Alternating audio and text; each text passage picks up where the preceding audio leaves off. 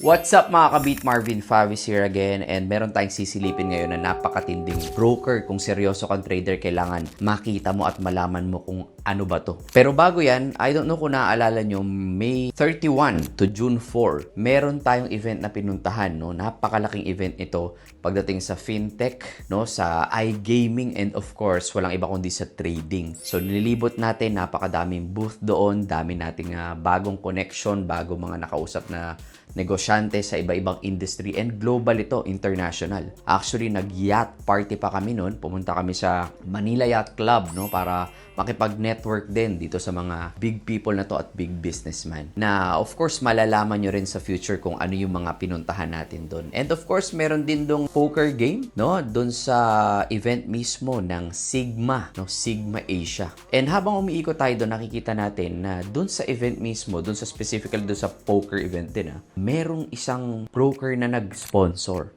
Para makapag-sponsor ka sa ganitong malaking event, hindi ka naman basta-basta. Talagang credible ka talaga. At malaki din talaga yung budget sa mga ganun type of sponsorship. So, nung tiningnan ko rin siya actually, medyo naging curious ako at tinanong ko, ano ba to? No, ano ba tong broker na to? Bakit ba ang daming traders na gumagamit dito? Anong meron, no? Bakit napakalaki nila sa industry at kilalang kilala sila sa mundo ng trading? So ngayon guys, magkakaroon tayo ng honest review. Ano ba tong ATFX na to? Gaano na ba sila katagal sa industry ng trading? Aalamin din natin ngayon ano ba yung mga advantage at disadvantages ng mga brokers. Sa dami ng brokers, bakit ito yung mga namamayagpag, tumatagal at ginagamit ng mga professional traders ngayon. So samahan nyo ako, let's go!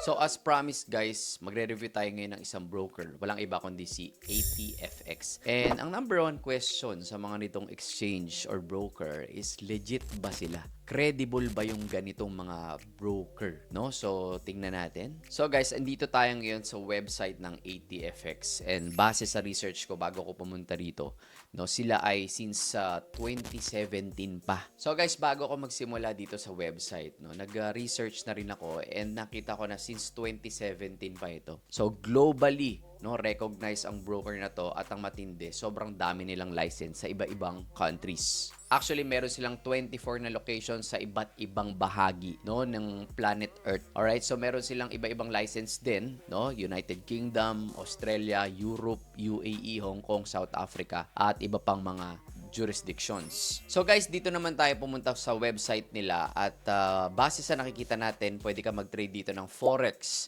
indices, commodities, cryptocurrencies, even ETFs, of course, gold, and meron din mga stocks. And importante dito na meron din silang learn to trade section. Ibig sabihin, hindi lang sila sa trading nakafocus. It's up to you kung mag-trade ka sa platform nila o hindi. Walang problema yan. Pwede kang matuto dito mismo sa loob. Ayan, may mga trading tools, financial market analysis, may trading strategy silang tinuturo. And of course, ito importante dyan, no? Daily market news, financial events, economic calendar. Nandito na lahat para tumulong sa'yo. So, I'm not saying guys na dahil ni-review natin ito, mag-dive in agad kayo, gamitin nyo to at mag-trade kayo. Hindi. So, tinitingnan natin ano yung pwede nyo ring maging benefit sa mga platforms.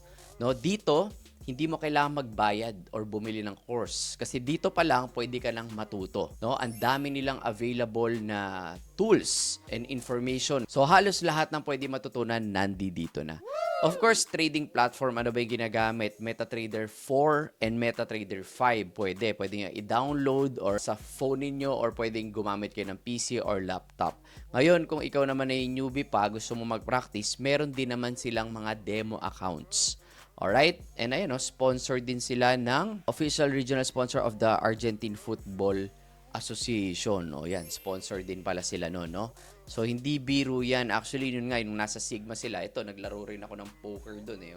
Sila rin yung major sponsors doon. So, nakakatuwa, no? Ako mismo nakausap ko rin sila, yung mga tao behind it, and talagang maayos na tao. Mararamdaman mo naman yun eh, kung okay ba sila o hindi, no? So, matagal na sila sa industry, even dito sa Philippines, I think meron silang office dito. Kaya, madali silang maabot And bukod doon, meron din silang online support. Ayan, may AI assistant sila. Medyo natatakpan ko lang. So, ayan guys, meron din silang AI assistant na pwede mong pagtanungan. Now, going back guys, no, hindi tayo basta-basta tatalon. Tingnan muna natin yung credibility nila, no? Ang trading volume, kung mapapansin nyo dito, nasa 7.4 trillion, hindi million, hindi rin billions. Trillion po ang pinag-uusapan natin dito. Ayan o, trusted worldwide since 2017. Ganun na sila katagal dito sa market. So actually almost 10 years na sila. Nasa 500,000 din plus yung kanilang mga clients na partners, executed orders, sobrang dami na. Webinars and seminars, sobrang dami na. Kasi nakafocus din sila sa education. So, ayaw nila na basta-basta na tumalon ka lang dito sa trading basta-basta at mag-register. No, hindi ganun. More like, ang focus nila talaga, tumagal ka sa market. Okay, matuto ka mag-trade. Siyempre, ayaw nila, kunyari, matatalo ka. Mga brokers na tulad nito, ayaw nila na matatalo ka. Gusto nila mag-stay ka lang sa platform. Kasi pag natalo ka, one time lang yun. Maganda na andun ka, long term, natututo ka, kumikita ka. So, yun ang secret. Kasi kung magda-dive in ka lang, sabihin lang nila, okay, register kayo dito, may mga bonuses ako, deposit bonus. Wala namang masama sa deposit bonuses. Kaya lang, kumbaga, mararamdaman mo din kung yun lang ba yung after nila sa clients. So, mapapansin natin dito, nakafocus din sila sa client retention. Okay? So, kaya nagbibigay sila ng mga ganito. Alright? So, daily prime tips, award recognition, yan, master with ATFX, expert strategies. So, ito yung mga licenses na binanggit ko kanina. Medyo natatakpan ko lang. Liitan natin. So, yung FCA sa UK yan, ASIC Australia, FSCA South Africa, Hong Kong. Kompleto halos sila, CMA, CRC Cambodia, FSC, SciSec, and of course yung dito sa, ang hirap naman bigasin ito, no? Ang hirap naman bigasin ito. FSA na lang. Alright? Global broker. We have expanded our international reach with offices across the world, including Asia, Pacific, Africa, Australia, Europe, and Latin America or LATAM. Yan bahala na kayo. Guys, kung makikita nyo, meron talaga silang mga offices sa mga bansa na to. Alright? And dito rin sa Pilipinas. Kaya talagang smooth naman. Kung meron kayo mga concerns or kailangan itanong, napakadali nilang i-reach out. Alright? So, yun yung mga titingnan nyo guys sa mga exchange.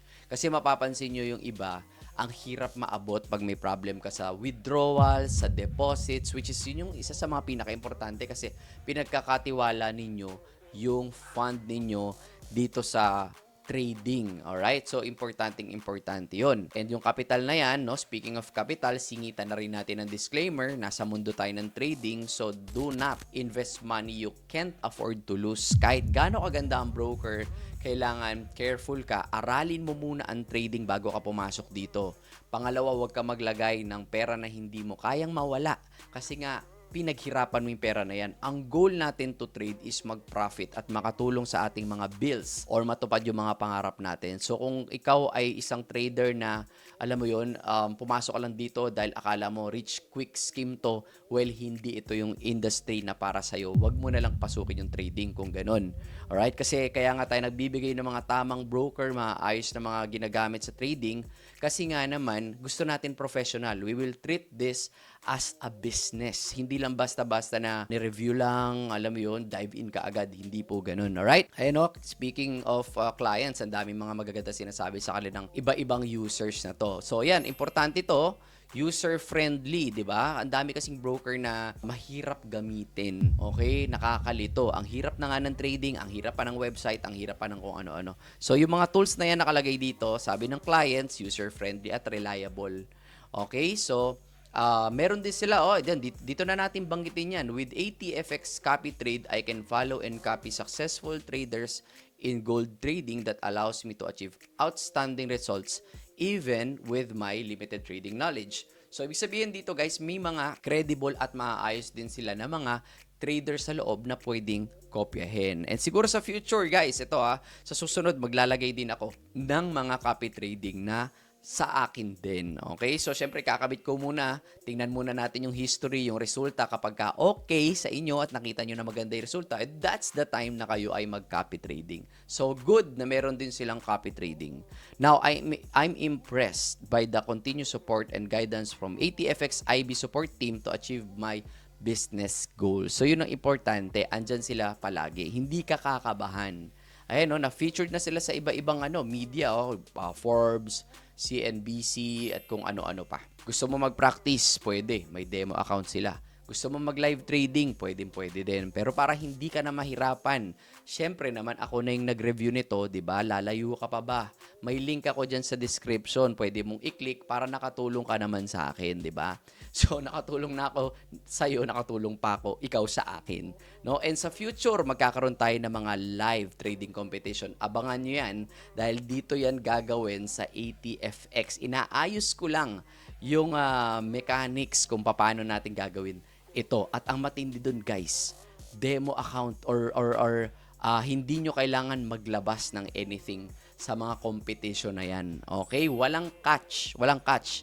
Or mag-register na kayo sa link para yun na yung gagamitin din natin na access, okay, yung mga UID ninyo sa trading competition na hindi nyo kailangan maglabas ng anything. So, yun ang mga future updates natin dito sa ATFX. So, syempre, once na nakaregister ka na ng account dito at ginamit mo yung link natin, magkakaroon ka ng account na makikita mo lahat ng types ng account dito. It's up to you, demo account, copy trading, lahat. So, silipin natin itong trading accounts. May mga iba-iba kang pwedeng pagpilian na mga accounts. Alright? So, pili ka MT5 and MT4. Ano ba yung mas sanay ka? Alright? So, guys, I think pag magke-create ka ng account dito, pwede ka rin mamili, no? Kung may Standard, Smart Edge, VIP Premium, Elite, and Send account. Pero hindi na natin muna pag-uusapan natin ngayon yan. Okay? So, yun muna tayo. Masyadong mahaba to. See you sa next video natin. I-check natin na maigi and i-observe kung papaano naman mag-trade dito sa mismong MetaTrader nila. Kung smooth ba, walang pigil, or alam mo yun, madali lang siyang gamitin. So, yun muna guys ang review natin for ATFX today. It's up to you kung gusto nyo mag-register or hindi, or silipin nyo maigi kung ano ito. Alright? Yun lang muna tayo today. God bless.